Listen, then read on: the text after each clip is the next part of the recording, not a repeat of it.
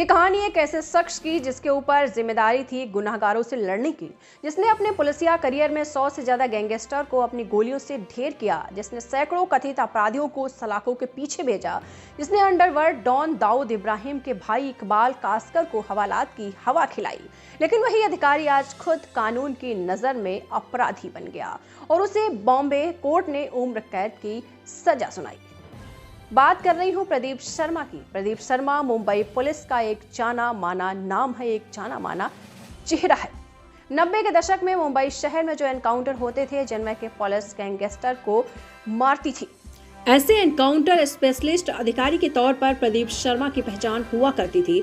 लेकिन बीते 2 दशकों में प्रदीप शर्मा एक के बाद एक कई विवादों में फंसे और उन्हीं में से एक ऐसा मामला था जिसके चलते प्रदीप शर्मा को फिर एक बार जेल जाना पड़ रहा है। मैं फिर एक बार शब्द का इस्तेमाल इसलिए कर रही हूं क्योंकि चंद महीनों पहले प्रदीप शर्मा जेल से बाहर आए थे। जमानत पर उन्हें एंटीलिया कांड में गिरफ्तार किया गया था। तो आइए संक्षेप में समझते हैं आखिर ये प्रदीप शर्मा कौन और क्यों ये इतने चर्चित हुए और क्यों ये इतने विवादित हुए। दरअसल प्रदीप शर्मा का परिवार उत्तर प्रदेश के आगरा से आता है। उनका परिवार महाराष्ट्र के विदर्भ इलाके में आकर बस गया था। प्रदीप शर्मा ने 1983 बैच की महाराष्ट्र पुलिस सेवा ज्वाइन की। उस साल जो police sub inspector pass out हुए थे उन्हीं में से एक थे प्रदीप शर्मा और यही बैच आगे चलकर एनकाउंटर स्पेशलिस्ट बैच के तौर पर फेमस हो गई, क्योंकि इसी बैच से कई और भी ऐसे अधिकारी निकले जो कि गैंगस्टर का एनकाउंटर करने के लिए जाने जाते थे। प्रदीप शर्मा के अलावा विजय सालस्कर, प्रफुल्ल भोसले, रविंद्र अंगारे और अरुण बोरुड़ी जैसे अधिकारी इसी बैच से आते थे, जिन्होंने आगे पिस्टल से कई कथित अपराधियों को ढेर किया और इनमें सबसे बड़ा आंकड़ा 113 कथित अपराधियों का प्रदीप शर्मा के नाम पर था। लेकिन प्रदीप शर्मा जितने ज्यादा फेमस हुए, जितने ज्यादा मशहूर हुए, उतना ही विवादित भी होते चले गए।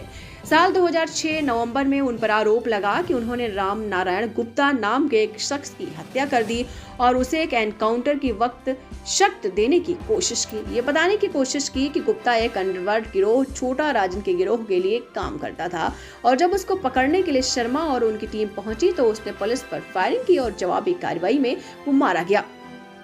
लेकिन गुप्ता के भाई ने इस मामले की शिकायत अदालत से की और अदालत के निर्देश पर जांच की गई और जांच में पुलिस ने पाया कि एनकाउंटर फर्जी था, जिसमें कि पुलिस का एक ऐसा आरोप है, प्रोसिक्यूशन का ऐसा आरोप है कि मृतक गुप्ता को पकड़ कर लाया गया था, उसको और उसके साथी को किडनैप किया गया था, जिसके बाद उसको उसके साथी से अलग किया गया और मुंबई के वारसोवा इलाके के पास में एक नाना नानी पार्क है, वहां पर गोलियां मार कर उसको शव को डाल दिया गया और फिर खुद पुलिस वालों ने गोलियां चलाई, बाद में साबित करने के लिए कि गोलियां गुप्ता की तरफ से चलाई गई थी।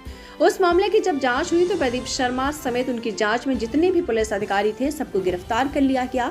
मामला कई सालों तक चला और 2013 में प्रदीप शर्मा बरी हो गया इस पूरे मामले से। लेकिन उनके साथ की टीम के जो अधिकारी थे, जो कर्मचारी थे, जो कांस्टेबल थे, उनको उम्र कैद की सजा सुना दी गई। यहाँ पर इस बात का जिक्र करना भी जरूरी है कि इस मामले के 2 अहम गवाह वो गायब हो गए। उनमें से एक की हत्या भी स्पष्ट हो गई थी कि उनकी हत्या की गई थी। अब प्रदीप शर्मा भले ही बरी हो गए, लेकिन मृतक गुप्ता के भाई ने इस मामले का फॉलोअप छोड़ा नहीं और उन्होंने भी अपील की। इसके अलावा जिन पुलिस अधिकारियों को सजा सुनाई गई उन्होंने भी अपील की, पर यह मामला बॉम्बे कोर्ट में चल रहा था। इसी मामले में अब बॉम्बे में फैसला सुरक्षित है। कोर्ट ने अपना फैसला सुनाया और प्रदीप शर्मा को जो एक्विट किया गया था, उनको बरी किया गया था, उस फैसले को, निचली अदालत के फैसले को खारिज कर दिया गया और प्रदीप शर्मा को उम्र कैद की सजा सुना दी गई। इससे पहले साल 2021 के एंटीलिया मामले में प्रदीप शर्मा एक शख्स की हत्या के आरोप में गिरफ्तार हो चुके थे। एंटीलिया कांड में सचिन वाजे नाम के इन्हीं के मातहत कभी काम करने वाले अधिकारी ने जो गाड़ी में विस्फोटक प्लांट किए थे, वो गाड़ी मनसुख हिरण नाम के एक शख्स की थी। अब मनसुख हिरण से पूछताछ में NIA या फिर ATS पूछताछ अगर करती, कहीं मनसुख हिरण पूरी साजिश का सच न उगल देते, इसलिए NIA का ऐसा आरोप है कि यह तय हुआ कि उसको मार डाला जाएगा। फिर उसको मरवाने में भूमिका अदा की प्रदीप शर्मा ने सचिन वाजे के कहने पर। ऐसा NIA का आरोप है। उस सिलसिले में NIA ने प्रदीप शर्मा को गिरफ्तार किया था।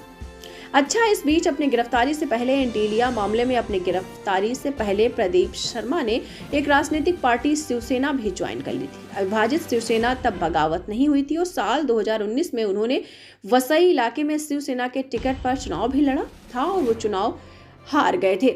और फिर एक बार प्रदीप शर्मा का नाम चर्चा में है। हालांकि कोर्ट ने उन्हें उम्र कैद की सजा जरूर सुना दी, लेकिन तुरंत प्रदीप शर्मा जेल नहीं जाएंगे। उन्हें सरेंडर करने के लिए 3 हफ्ते का वक्त दिया गया है। हो सकता है कि इस बीच वो सुप्रीम कोर्ट में अपील दायर करें और उनकी सजा पर स्टे लग जाए।